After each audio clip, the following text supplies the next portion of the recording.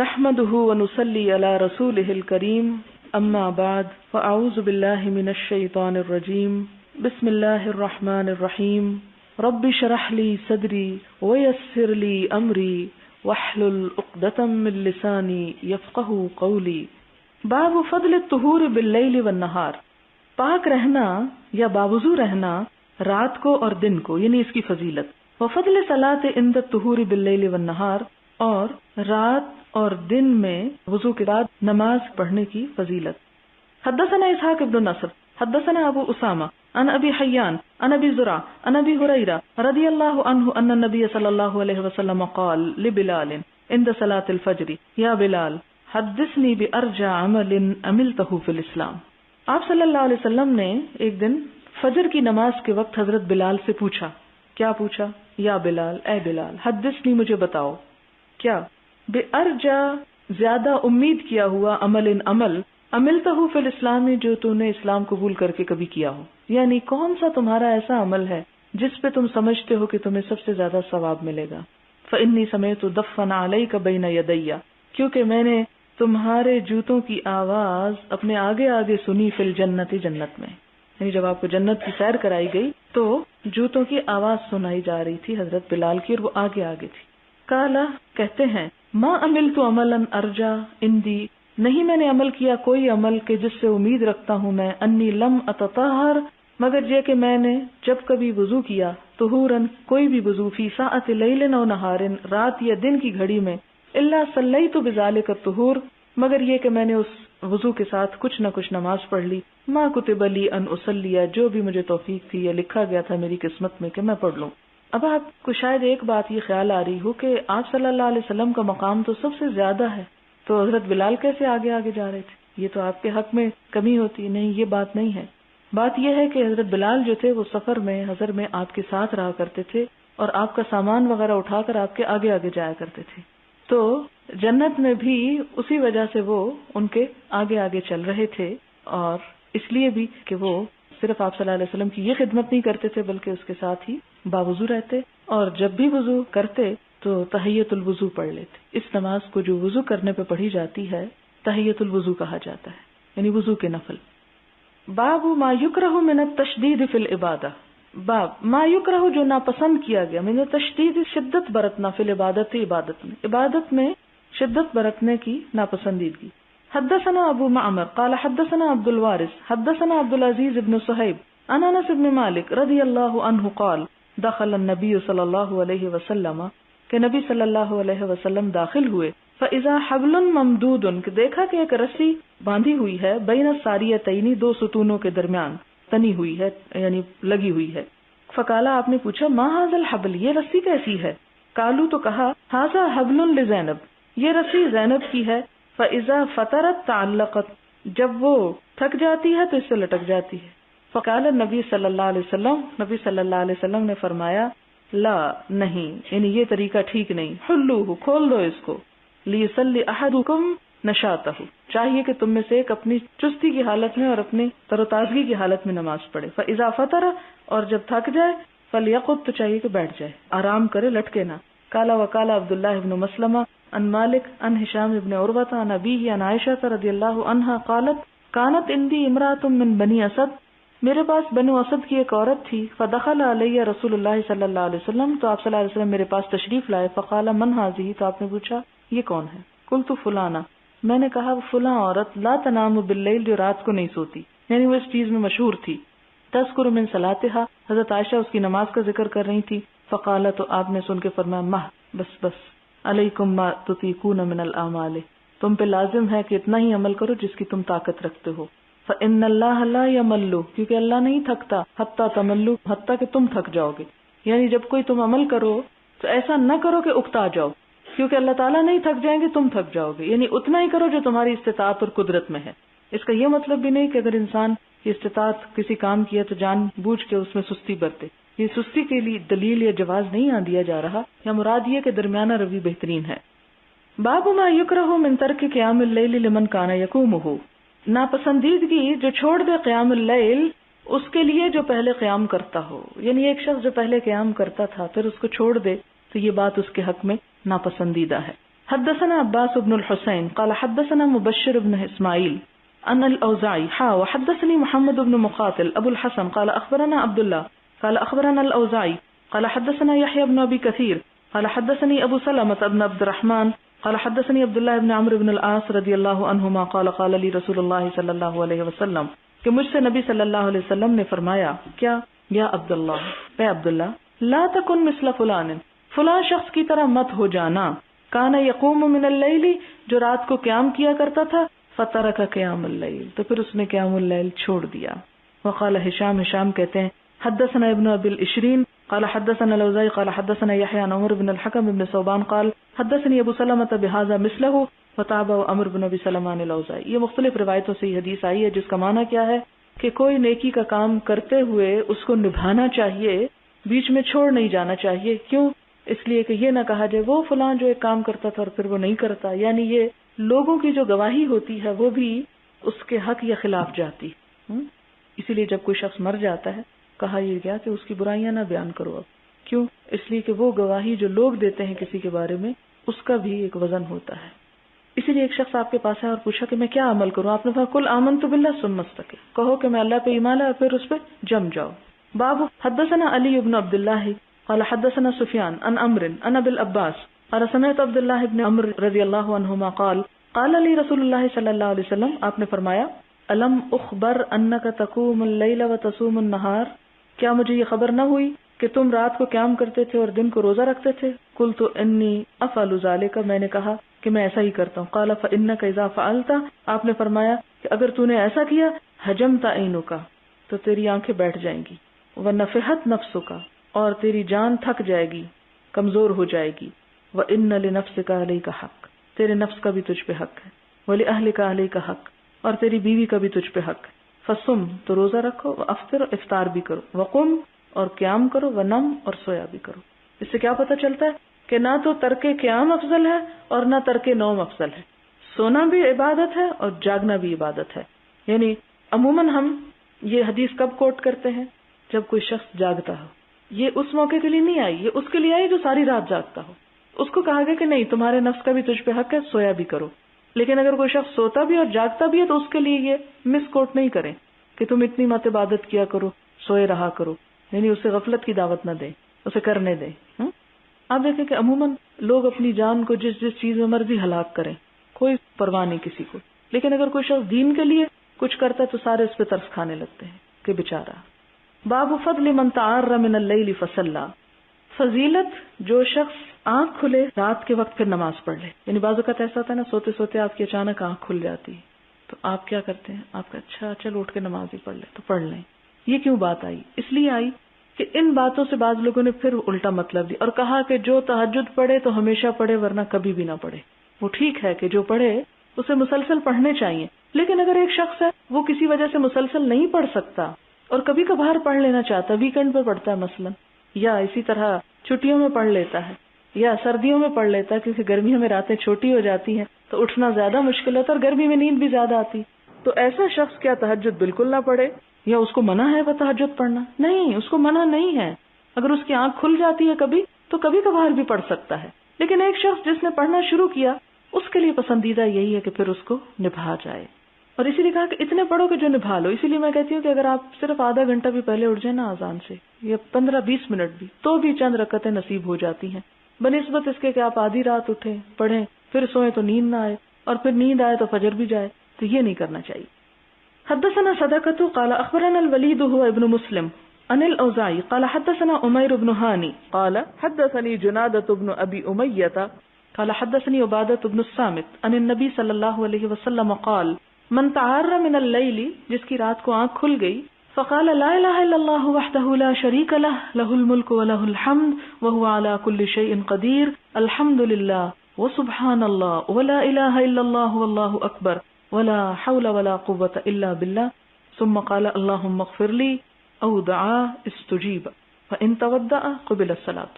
کہ جس شخص کی کبھی رات کو آنکھ کھل گئی تو اس نے اٹھتے ہی کیا پڑھا؟ کلمہ پڑھا, لا الہ الا اللہ وحدہ سے آخر تک, اور پھر اس کے بعد اپنے لیے اس نے دعا کی اللہم اغفر لی, اللہ مجھے بخش دے, اور پھر نماز بھی پڑھ لی. تو ایسے شخص کی دعا بھی قبول ہو جائے گی, نماز بھی قبول ہو جائے گی. اس سے کیا پتہ چلتا ہے کہ اگر ہمیشہ نہیں تہجد پڑھ سکتے تو جب کبھی توفیق ہو اٹھ کے پڑھ لیا جائے تو دعا قبول ہوگی اور اس کی نماز قبول ہو جائے گی. یہ نہیں کہ اس کو تہجد پڑھنا منع ہو گیا. حدثنا يحيى بن بكير قال حدثنا الليث عن يونس عن ابن شهاب قال اخبرني الهيثم بن ابي سنان انه سمع ابا هريره رضي الله عنه وهو يقص في قصصه. ہیثم بن ابی سنان جو ہیں وہ حضرت ابو ہریرہ سے سنتے ہیں اور وہ اپنے قصے میں بیان کرتے ہیں. وَيَذْكُرُ رسول اللہ صلی اللہ علیہ وسلم کہ وہ حضور صلی اللہ علیہ وسلم کا ذکر کر رہے تھے. ان اخن لکم کہ تمہارا بھائی لا یقول الرفث نہیں کہتا بےہودہ کلام یا بے معنی یا بے مقصد باتیں. یعنی بذالک عبداللہ ابن رواحہ, آپ نے عبداللہ بن رواحہ کی طرف اشارہ کیا. یعنی حضرت ابو ہریرہ لوگوں کو کوئی واز کر رہے ہیں اور اس میں وہ حضور صلی اللہ علیہ وسلم کا ذکر کرتے ہیں اور پھر کچھ شعر پڑھتے ہیں آپ کی شان میں, شعر کوٹ کرتے ہیں اور ساتھ کیا کہتے ہیں کہ یہ ایسی فضول بات نہیں ہے, یہ شعر معنی رکھتے ہیں.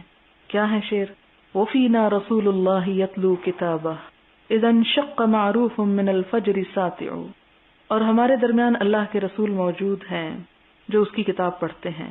کب؟ اذا انشق, جب صبح ہوتی ہے, من الفجر ساطع, فجر جو چمک والی ہوتی ہے. تو یہ یعنی نیکی اور خیر اور بھلائی کی باتیں ہم کو پڑھ کے سناتے ہیں. معروف اس لیے بیچ میں آیا. ارانا الہدا بعد العمی فقلوبنا,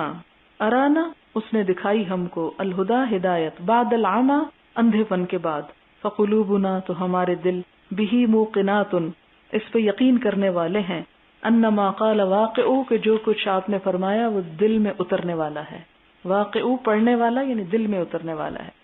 یبیت یجافی جنبہ عن فراشہ, وہ رات اس حال میں گزارتے ہیں کہ آپ کے پہلو بستر سے الگ ہوتے ہیں. اذا استثقلت بالمشرکین المضاجع, کہ جب مشرکین پر ان کے بستر بھاری ہو جاتے ہیں یعنی نیند ان کو زیادہ آتی ہے. یعنی ایک طرح سے فرق بتایا جا رہا ہے آپ صلی اللہ علیہ وسلم کے اخلاق, اعمال, طرز عمل کا اور مشرکین کا. تابع عقیل وقال الزبیدی اخبرني الزہری عن سعید والاعرج عن ابی ہریرہ. حدثنا ابو النعمان قال حدثنا حماد بن زید عن ایوب عن نافع عن ابن عمر رضی اللہ عنہما قال رأيت على عهد النبي صلى الله عليه وسلم كأن بيدي قطعة استبرق. حضرت ابن عمر کی یہ روایت کچھ الفاظ کے اختلاف کے ساتھ پہلے گزر چکی ہے. حضرت ابن عمر کہتے ہیں کہ رأیت میں نے دیکھا, علی عہد النبی نبی صلی اللہ علیہ وسلم کے زمانے میں, کأن گویا کہ بیدی میرے ہاتھ میں, قطعة ایک ٹکڑا ہے, استبرق دبیز ریشم کا, گاڑھے ریشم کا. فکأنی تو گویا کہ میں, لا ارید مکانا من الجنتی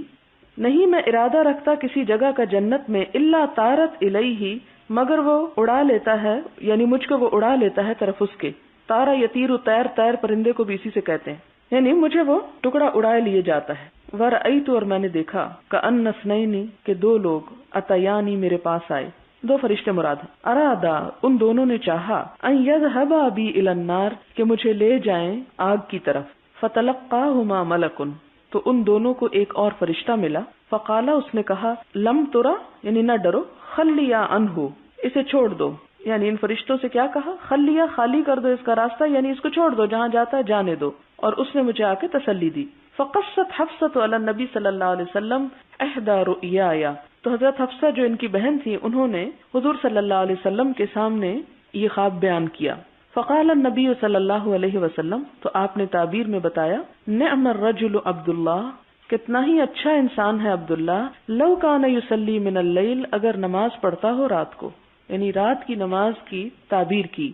فکان عبداللہ تو تھے عبداللہ رضی اللہ عنہ, یصلی من اللیل رات کو نماز پڑھا کرتے. وکانوا لا یزالون یقصون علی النبی صلی اللہ علیہ وسلم اور وہ ہمیشہ نبی صلی اللہ علیہ وسلم کو بیان کیا کرتے تھے, یعنی صحابہ کرام, الرؤیا اپنے خواب, یعنی جو رات کو خواب دیکھتے فجر کی نماز کے بعد کہا جاتا ہے کہ عموماً وہ خواب حضور کو سنایا کرتے. یقصون قصہ بیان کرنا, خواب بھی ایک کہانی بن جاتا ہے نا, اس لیے لفظ استعمال ہے.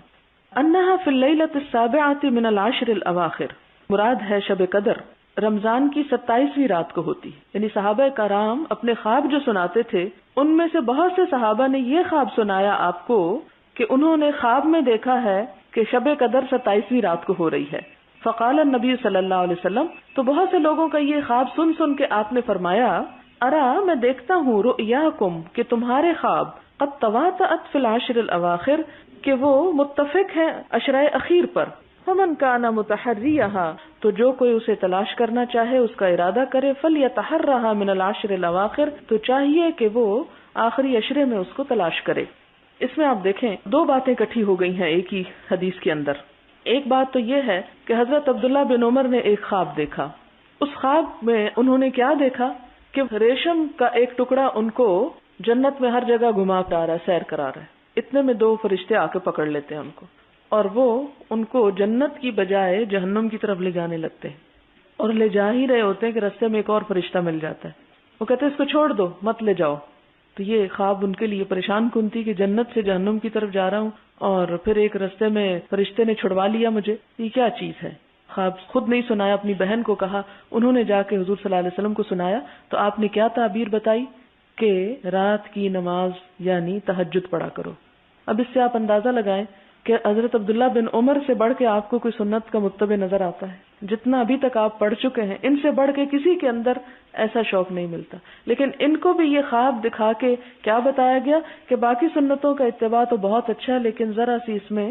اس نیکی کا بھی اضافہ کر لو۔ ایک اور بات یہاں سے یہ پتہ چلتی ہے کہ اگر نفل کی طرف توجہ دلائی جا رہی ہے تو کہاں یہ کہ ہم رات میں فجر کی نماز ہی چھوڑ دیں، یعنی رات کی نمازوں میں آتی ہے نا فجر کی نماز، رات کے دونوں کناروں پہ عشاء اور فجر، تو وہ چھوڑ دیں تو کیا حال ہوگا؟ اور پھر ہمارا مقام تو وہ نہیں، نہ ہم اتباع سنت میں اتنے آگے، نہ اتنی محبت ہے ہمارے دل میں حضور صلی اللہ علیہ وسلم کی۔ پھر آپ دیکھیں کہ دوسرا حصہ اس حدیث میں کیا آیا ہے کہ وَكَانُوا کہ صحابہ کرام جو تھے لا يزالون يقصون علی النبی صلی اللہ علیہ وسلم الرؤیا انها فی اللیلۃ السابعۃ من العشر الاواخر، کہ صحابہ کرام میں سے بہت سے صحابہ نے آ کے شب قدر کے بارے میں 27ویں رات کی خواب بتائی،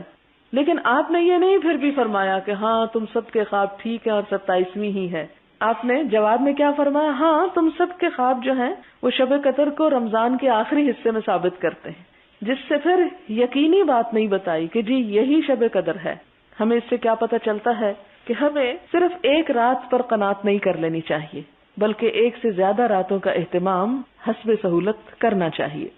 باب المداومۃ علی رکعتي الفجر، فجر کی 2 رکعتوں پر ہمیشگی، مداومت دائمی پڑھنا۔ حدثنا عبداللہ ابن یزید قال حدثنا سعید هو ابن ابی ایوب قال حدثني جعفر ابن ربیعہ عن عراق ابن مالک عن ابی سلمہ عن عائشہ رضی اللہ عنہا قالت صلی النبی صلی اللہ علیہ وسلم العشاء، کہ نبی صلی اللہ علیہ وسلم نے عشاء کی نماز پڑھی، وصلی 8 رکعات اور آپ نے 8 رکعتیں بھی پڑھی یعنی تہجد کی، ورکعتین جالسن اور 2 رکعتیں بیٹھ کے پڑھی، ورکعتین بین النداءین اور 2 رکعتیں 2 اذانوں کے درمیان۔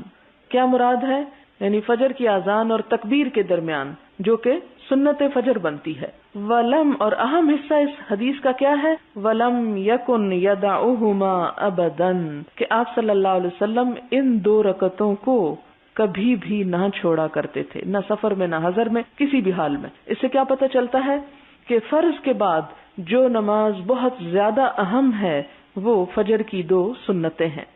باب الزجعۃ علی الشق الایمن بعد رکعتي الفجر، باب الزجع لیٹ جانا، علی الشق الایمن دائیں جانب، بعد رکعتي الفجر فجر کی 2 رکعتوں کے بعد، یعنی 2 رکعتوں کے بعد اگر کوئی شخص تھوڑی دیر کے لیے لیٹ جاتا ہے، مثلا ایک شخص نے تہجد میں 2 گھنٹے گزارے، پھر صبح کی اذان ہو گئی، سنتیں پڑھی، ابھی انتظار ہے کہ فجر کی فرض نماز ہو، تو اتنی دیر میں وہ تھوڑی دیر ریسٹ کر لے تو اس کی اجازت ہے۔ حدثني عبد الله بن يزيد قال حدثنا سعيد بن ابي ايوب قال حدثني ابو الاسود عن عروة ابن الزبير عن عائشة رضي الله عنها قالت كان النبي صلى الله عليه وسلم کہ نبی صلی اللہ علیہ وسلم اذا صلى ركعتي الفجر جب فجر کی 2 رکعتیں پڑھتے تھے، استجع على شقه الايمن تو وہ سوتے تھے اپنے دائیں پہلو پر یا لیٹ جاتے تھے۔ استجع کا مطلب ہے آرام کرنا، تھوڑی دیر آرام کرنا، لیٹنا۔ باب من تحدث بعد الرکعتین ولم یستجع،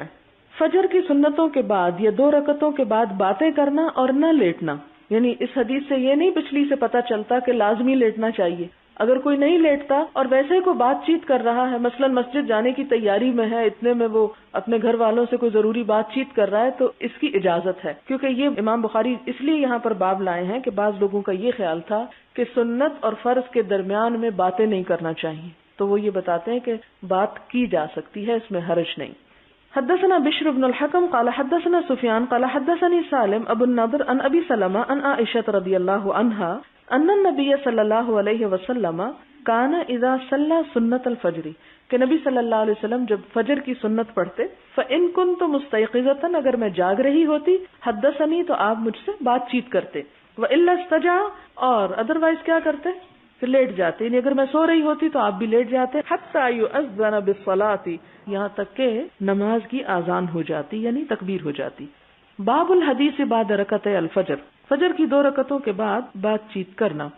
حدثنا علی بن عبد الله قال حدثنا سفيان قال ابو النضر حدثني ابي عن سلمة عن عائشة رضي الله عنها ان النبي صلى الله عليه وسلم كان يصلي ركعتين فان كنت مستيقظة حدثني والا استجع قلت لسفيان فان بعضهم يرويه ركعتي الفجر قال سفيان هو ذاك، پچھلی حدیث کی طرح۔ باب تعاہد رکعتي الفجر ومن سماهما تطوعا، تعاہد پابندی کرنا، عہد بھی ایک پابندی ہے نا، تو تعاہد پابندی کرنا رکعتي الفجر فجر کی 2 رکعتوں کی، ومن اور جس نے سماہما نام لیا ان کا تطوعا یعنی کہ سنت نماز ہے، یعنی جس نے ان کو سنت سمجھا وہ درست ہے، یعنی پابندی اپنی جگہ ہے لیکن اس پابندی کے باوجود یہ ایک سنت نماز ہے، فرض نہیں ہے۔ حدثنا بیان بن عمرو حدثنا يحيى بن سعيد حدثنا ابن جريج عن عطاء عن عبيد بن عمير عن عائشة رضي الله عنها قالت لم يكن النبي صلى الله عليه وسلم على شيء من النوافل أشد منه تعاهدا على ركعتي الفجر۔ حضرت عائشہ سے روایت ہے کہ آپ صلی اللہ علیہ وسلم کسی نفل نماز کی اتنی پابندی نہیں کرتے تھے جتنی فجر کی سنت کی 2 رکعتوں کی پابندی کرتے تھے، یعنی کبھی اس کا ناغہ نہیں کیا، اگر قضا بھی ہوئی تو ان کو قضا بھی پڑھ لیا۔ باب ما یقرأ فی رکعتي الفجر، باب جو پڑھا جائے فجر کی 2 رکعتوں میں، یعنی کیا پڑھا جائے سنتوں میں۔ حدثنا عبداللہ بن یوسف قال اخبرنا مالک عن هشام بن عروہ عن ابیہ عن عائشہ رضی اللہ عنہا قالت کان رسول اللہ صلی اللہ علیہ وسلم یصلی باللیل 13 رکعۃ ثم يصلي اذا سمع النداء بالصبح ركعتين خفيفتين، حدیث گزر چکی ہے، مراد اس سے یہ ہے کہ فجر کی سنتوں میں چھوٹی صورتیں پڑھنی چاہیے، جیسے ایک جگہ پر آتا ہے قل یا ایھا الکافرون پہلی میں اور دوسری میں قل هو اللہ احد، اور اس کے مقابلے میں طویل نماز کون سی ہونی چاہیے، تہجد کی یا پھر فجر فرض۔ یہاں پھر آپ دیکھیں کہ پچھلی حدیث میں نفل کا لفظ آیا، فجر کے نفل، تو یہ نفل اردو والے نہیں ہیں بلکہ فرض کے مقابلے میں تطوع کا لفظ آ رہا ہے۔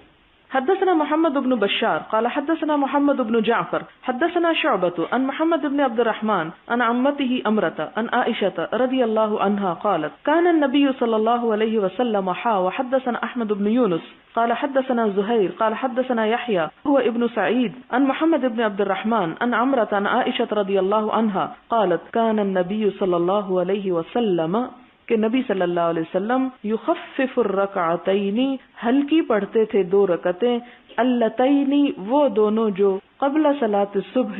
صبح کی نماز سے پہلے ہوا کرتی تھیں، حتی انی لاقول یہاں تک کہ میں کہتی هل قرأ بأم الکتاب کہ آپ نے سورۃ فاتحہ پڑھی ہے، یعنی اس سے دوسری بات یہ پتہ چلتی کہ اس میں آپ کی قرأت بھی ذرا تیز ہوتی تھی، نہ صرف یہ کہ صورتیں چھوٹی ہوتی تھی بلکہ جو پڑھنے کا انداز ہوتا تھا وہ بھی جلدی ہوتا تھا، کیونکہ آپ دیکھیں جیسے فجر کی نماز ہے جو آپ جماعت کے ساتھ پڑھتے ہیں تو اس میں امام کیسے پڑھتا ہے، ٹھہر ٹھہر کے پڑھتا ہے، وَرَتِّلِ الْقُرْآنَ تَرْتِيلًا، لیکن اس کے مقابلے میں سنتیں تو وہ جب انسان خود سے پڑھے تو کیا کرے، یعنی اس میں بہت آہستہ نہ بھی پڑھے تو نماز ہو جائے گی، یہ مراد ہے۔ باب ما جاء فی التطوع مثنا مثنا، اس بات کے بارے میں بات کہ نفل نمازیں 2 رکعت کر کے پڑھی جائیں، تطوع یعنی نفل نماز مثنا مثنا 2 قال محمد ويذكر ذلك عن عمار وابي ذر وانس وجابر بن زيد واكرمه والزهري رضي الله عنهم وقال يحيى بن سعيد الانصاري ما ادركت فقهاء ارضنا الا يسلمون في كل 2 من النهار۔ یہ بہت سارے جو راوی ہیں ان سب کا بھی یہی خیال ہے کہ نفل 2 کر کے پڑھنے چاہیے، 4 اکٹھے نہیں، اس کی نیت کرنی چاہیے۔ اور یحییٰ بن سعید الانصاری کہتے ہیں ما ادرکتو نہیں پایا میں نے فقہاء ارضنا اپنے زمین یا اپنے علاقے کے عالموں یا فقیہوں کو الا مگر یسلمون وہ سلام پھیر دیتے ہیں فی کل 2 من النہار دن کی نمازوں میں ہر 2 رکعت کے بعد، یہ مراد ہے، یعنی نفل 2 حدثنا قتيبة قال حدثنا عبد الرحمن بن ابي الموالي عن محمد ابن المنکدر عن جابر ابن عبداللہ قال كان رسول اللہ صلی اللہ علیہ وسلم يعلمنا الاستخارۃ. یہ بڑی اہم حدیث ہے. حضرت جابر بن عبداللہ کہتے ہیں کہ نبی صلی اللہ علیہ وسلم سکھاتے تھے ہم کو استخارہ یعنی استخارہ کی دعا. استخارہ کا لفظی معنی ہے خیر مانگنا، باب استفال سے ہے، خیر اس کا روٹ ہے، خیر طلب کرنا، اللہ تعالیٰ سے خیر کی دعا کرنا، یہ ہے سمپلی استخارہ. اس کا یہ مطلب نہیں کہ اس سے مراد غیب کے امور جاننے کی کوشش کرنا. استخارہ خیر کی ایک دعا ہے، نہ کہ غیب پر اطلاع. تو آپ صلی اللہ علیہ وسلم نے اس کی بڑی تلقین فرمائی، اور یہ صحیح روایت ہمیں کیا بتاتی ہے کہ صحابہ کرام کہتے ہیں کہ آپ صلی اللہ علیہ وسلم ہم کو استخارہ کی تعلیم دیتے تھے فی الاموری تمام معاملات میں، کما جیسا کہ یعلمنا آپ تعلیم دیتے ہم کو، سکھاتے ہم کو، السورۃ من القرآن قرآن کی کوئی سورت، یعنی یہ دعا ہم کو یاد کرا دیتے تھے. لیکن ہم میں سے کتنوں کو یاد ہے اور ہم میں سے کتنے لوگ اس چیز کا اہتمام کرتے ہیں؟ یعنی یہ سمپلی کیا ہے کہ جب انسان کو کوئی اہم کام ہو تو وہ کیا کرے، 2 نفل پڑھے اور اس کے بعد یہ دعا مانگ کے اللہ تعالیٰ سے خیر مانگے کہ اللہ تعالیٰ مجھے تو اس میں بہتری دے، اور اگر بہتری نہیں تو میرا رخ اس سے پھیر دے. جسٹ ایک سمپل ایک دعا ہے، اور پھر اس کی بھی حیثیت وہی ہے کہ اگر اللہ چاہے تو یہ دعا قبول کر لے اور خیر کا رستہ آپ کو مل جائے، اور وہ نہ چاہے تو نہ قبول کرے. لیکن ہم نے یہ جو ساتھ نفی کر لیا کہ خواب آئے گی، ٹھیک ہے اللہ تعالیٰ رہنمائی کرتے ہیں خوابوں کے ذریعے بھی، لیکن استخارہ اور خواب شرط نہیں ہے کہ استخارے کے بعد خواب ضرور آئے، یا استخارے کے بعد ضرور سویا جائے، یا استخارے کے بعد بات نہ کی جائے کسی سے. ایسا کوئی تکلف نہیں بتایا گیا. کیا ہے کہ انسان استخارہ کی دعا پڑھے اور اس کے بعد سونا چاہے تو سو جائے، اور اگر سونے کا ٹائم نہیں ہے تو صرف دعا کر کے آپ اپنا کام کریں. کیونکہ بہت سارے کام ایسے جن میں آپ کو فوری ڈیسیژن لینا ہوتا ہے، فوری آپ کو فیصلہ کرنا ہے. تو اب آپ یہ تو نہیں کر سکتے کہ میں کل بتاؤں گا آپ کو سو کے، اور خواب کل نہ آئے تو پھر پریشان ہو جائیں اور کل کو کل پہ ڈال دیں. کیا تھی استخارہ کی دعا؟ آپ فرماتے اذا ہم جب ارادہ کرے، ہم ارادہ، احدکم تم میں سے کوئی ایک، بالامر کسی کام کا، فلیرکع تو چاہیے کہ رکعتیں پڑھے، رکعتین 2 رکعتیں، من غیر الفریضۃ فرض نماز کے علاوہ، یعنی نفل نماز پڑھے. ثم لیقل پھر چاہیے کہ کہے اللہم انی استخیرک بعلمک واستقدرک بقدرتک واسألک من فضلک العظیم فإنک تقدر ولا اقدر وتعلم ولا اعلم وانت علام الغیوب. اللہم ان کنت تعلم ان هذا الامر خیر لی فی دینی ومعاشی وعاقبت امری او قال عاجل امری وآجلہ فاقدره لی ویسرہ لی ثم بارک لی فیہ وان کنت تعلم ان هذا الامر شر لی فی دینی ومعاشی وعاقبت امری او قال فی عاجل امری وآجلہ فاصرفہ عنی واصرفنی عنہ واقدر لی الخیر حیث کان ثم ارضنی بہ. قال ویسمی حاجتہ، قال کہا، اور یسمی نام لے، حاجتہ اپنی حاجت کا. کہاں پر نام لے؟ یعنی امر کے بارے میں، جہاں امر کا لفظ آتا ہے. جی یہاں وقدر لکھا ہے، ایک اور روایت میں وقدر آتا ہے. اور اس میں آپ دیکھیں کہ اینڈ میں آپ نے یہ نہیں فرمایا کہ اس کے بعد کسی سے بات نہ کرے اور لیٹ جائے اور سو جائے اور خواب دیکھے اور اس کی تعبیر کرے یا پوچھے. کوئی ایسی بات آپ نے نہیں فرمائی ہے، ہم نے خود قیاس کر لی کہ اس سے ہمیں شاید زیادہ بڑی ڈائریکشن مل جائے گی. بہرحال ترجمہ دیکھتے ہیں دعا استخارہ کا. اللہم اے اللہ، انی استخیرک میں خیر مانگتا ہوں تجھ سے، بعلمک تیرے علم کے ساتھ، یعنی تیرے علم میں جو خیر ہے وہ خیر مجھ کو دے دے، مراد یہ ہے. وہ استقدرک اور میں طاقت چاہتا ہوں، بقدرتک تیری قدرت کے ساتھ، یعنی مجھے تو اگر یہ بہتر ہے تو اس کام کے کرنے کی ہمت دے. واسألک اور میں سوال کرتا ہوں تجھ سے، من فضلک العظیم تیرے فضل عظیم کی، یعنی بڑے فضل کی. فإنک تقدر کیونکہ تو قدرت رکھتا ہے، ولا اقدر اور میں قدرت نہیں رکھتا. وتعلم اور تو جانتا ہے، ولا اعلم اور میں نہیں جانتا. وانت اور تو علام الغیوب جاننے والا ہے اور بہت جاننے والا ہے غیبوں کو. یعنی یہ نہیں کہا کہ اللہ میں بھی کچھ جاننے والا ہوں یا جاننا چاہتا ہوں. انت علام الغیوب.